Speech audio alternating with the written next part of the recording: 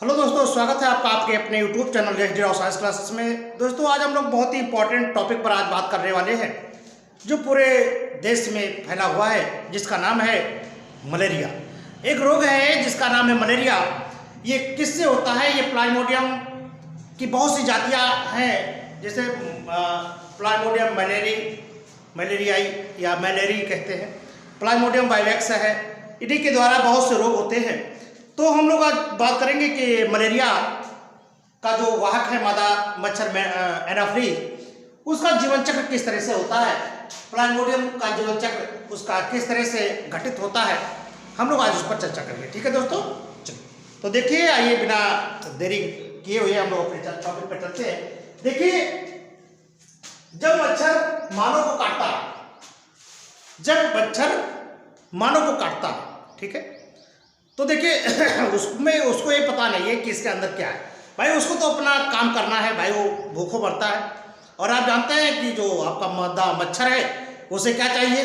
रक्त चाहिए। वो रक्ताहारी है, उसे रक्त की आवश्यकता है, बिल्कुल, और कुछ वो खाता पीता नहीं है। तो जब मच्छर दूसरे मानव को काटता है तो काटने के साथ ही मानव में वो जीवाणु, जो आपके प्लाज्मोडियम जीवाणु जो होते हैं, उसको कहते हैं स्पोरोजोइट्स। ध्यान में रखना इस चीज को, क्या कहते हैं उसको? स्पोरोजोइट्स कहते हैं। स्पोरोजोइट्स की अवस्था को आपको बताना है कि अगर आप किसी मेडिकल की तैयारी कर रहे हैं तो आपको ये अवस्था को ध्यान में रखना है।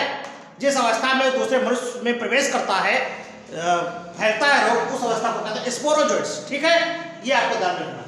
तो आइए चलते हैं। जब मच्छर दूसरे मानव को काटता है तो जीवाणु काटने के साथ ही उसके लार्वा में होते हैं, काटने के साथ ही मनुष्य में इंजेक्ट हो जाते हैं, प्रवेश द्वार मिल गया। वाह!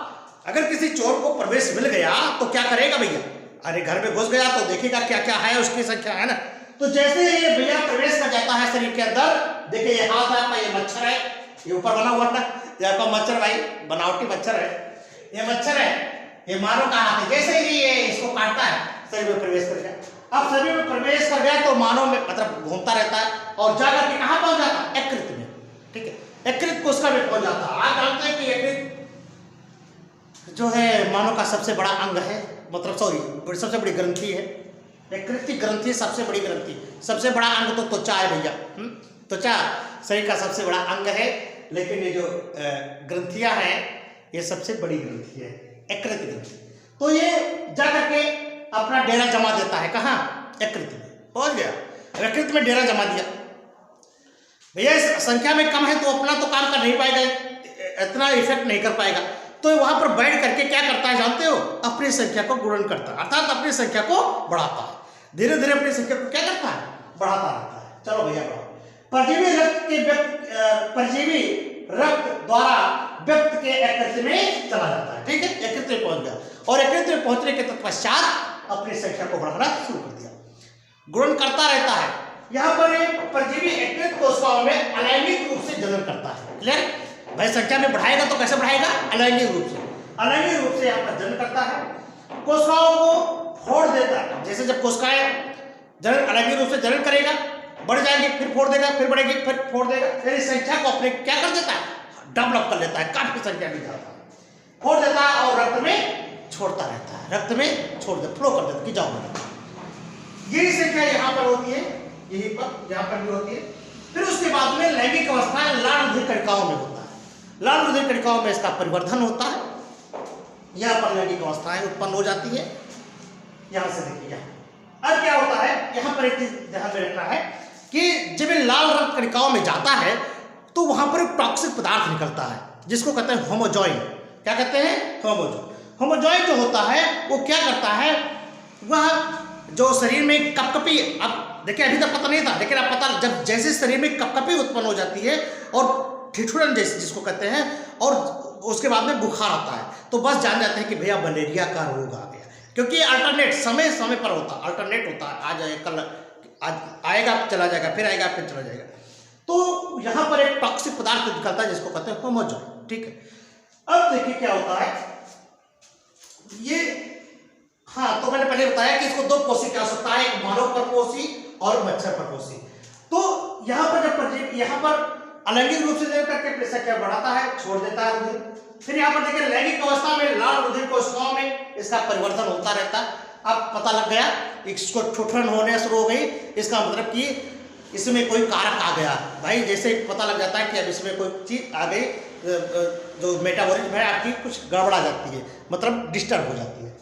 अब चलिए, अब देखिए यहाँ पर देखिए इसमें दो बन जाते हैं, एक मादा और एक पुंगज। दोनों यहाँ पर युग्मज का निर्माण करते हैं। देखिए यहाँ पर ये क्या करते हैं, युग्मज का निर्माण करते हैं। और ये है कहाँ, शरीर के अंदर है। तो लाल मतलब तुम्हारे शरीर के अंदर है, तो जाहिर सी बात है पूरे रक्त में, पूरे शरीर में आपके फैला हुआ है। जैसे ही एक स्वस्थ मच्छर या एक नया मच्छर शरीर में अपने ब्लड को या अपने आहार को लेने पहुंचता है, जैसे ही मच्छर यहाँ पर अपने आहार को यानी रक्त को जैसे ही अवशोषित किया, जैसे ही लिया, ये युग्मक, देखिए युग्मक जनक जो है ये सीधे इसके भी रक्त के साथ में इसके भी शरीर में पहुंच गए। देखा, ठीक है, कहाँ से था और कहाँ पर चला गया। अब भाई पूरे ब्लड में मिल ही गया था, और जैसे ही ब्लड लेने आया ये युग्मक भी उसके साथ में प्रवेश कर गया।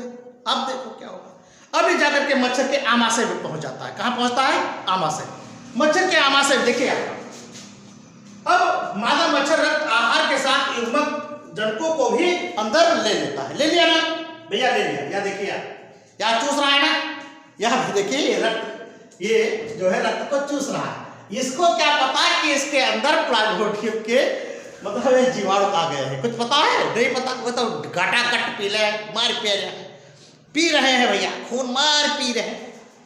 अब इसके अंदर युग्मक भी सीधा क्या हो गया, चला गया। वाह, पहुंच गया। अब रही सही व्यवस्था वहां पे उसने कर दिया। युग्मक था ही, तो युग्मक आपस में वहां कहा, वहां मिल गए, निषेचन हो गया। यहाँ निषेचन हुआ और वहां पर भी परिवर्धन हुआ। कहाँ हुआ, मच्छर के आमाशय में। ठीक है, मच्छर के आमाशय में पहुंच करके वहां पर उसने निषेचन किया और अपना परिवर्तन किया, है ना। फिर जब ये वहां पर परिपक्व हो जाते हैं, मतलब बाहर निकलने योग्य हो जाते हैं, तो उनके ऊपर जो है भित्ति है, क्या हो जाती है, तो उसको उस भित्ति को रैप्चर कर देते हैं, मतलब तोड़ देते हैं। ठीक है, भित्ति को तोड़ देते हैं और क्या हो जाता है, मच्छर के लार में वो प्रवेश कर जाते हैं, यानी मच्छर के लार में पहुंच जाते हैं। ठीक है, मच्छर के लार में पहुंच गए। अब परिपक्व अवस्थाएं आमाशय यौन भित्ति से निकलकर मच्छर के लार ग्रंथि में चले जाते हैं। पहुंच गए, लार ग्रंथि में पहुंच गए, जहां से काम होना था। और जैसे ही लार ग्रंथि में देखिए चला गया ना, यहां चला गया। अब जैसे ही ये मच्छर किसी स्वस्थ व्यक्ति को काटेगा, जैसे स्वस्थ व्यक्ति से रक्त को लेगा, बस रक्त तो ले लिया, लेकिन उसके अंदर पहुंच गया ये स्पोरोइड्स, उसके अंदर शरीर में इंजेक्ट हो गया, है ना। और ये क्या होगा, फिर वही प्रक्रिया करना शुरू कर दिया, फिर यहाँ पर पहुंच गया, फिर अब इनमें फैलाना शुरू कर दिया, फिर इनके आमाशय में गया, फिर इनके रक्त में मिला, यानी संख्या भी बढ़ाया, फिर संख्या से बढ़ा करके फिर क्या किया, रेड वेसल्स में गया, फिर उसके बाद में फिर वही युग्मक का निर्माण किया।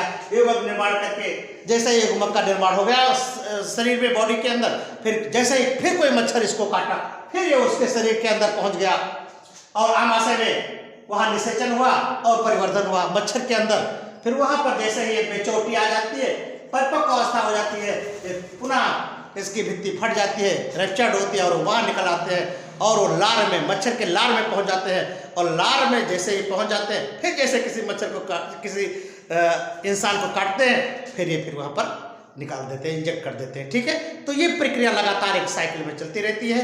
ये एक प्रकार से ऐसे सक्रिय करते रहते हैं। तो ये बहुत ही घातक रोग है बच्चों, ध्यान में रखना, इससे बचना। देखिए हर एक मानव एक ऐसा प्राणी है कि हर चीज का निदान समझता है।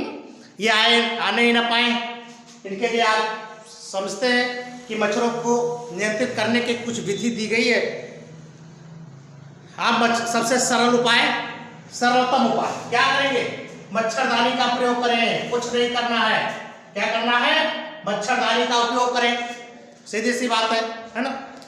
आप जब लेटना हो तो शाम को तो हाथ पैर में थोड़ा सा कुछ तेल लगा लें, ताकि इनकी जो मैंडिबल्स होती है ना, बहुत ही जान लीजिए कि पतली होती है लेकिन बहुत पैनी होती है, तो उनके मैंडिबल्स काम ना कर पाए। ठीक है, दूसरी बात, जो रख रखाव है, अपने आसपास जल जमा ना होने दें। भाई इनका रैन बसेरा नहीं होगा तो ये रहेंगे नहीं, पक्की बात है।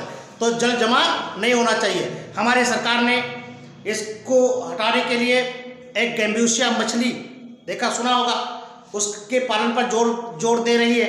वो केवल मच्छर के लार्वा को ही खा रही है, इधर उधर खा रहे हैं। तो आप उसको भी पालें, मच्छरों से बचे।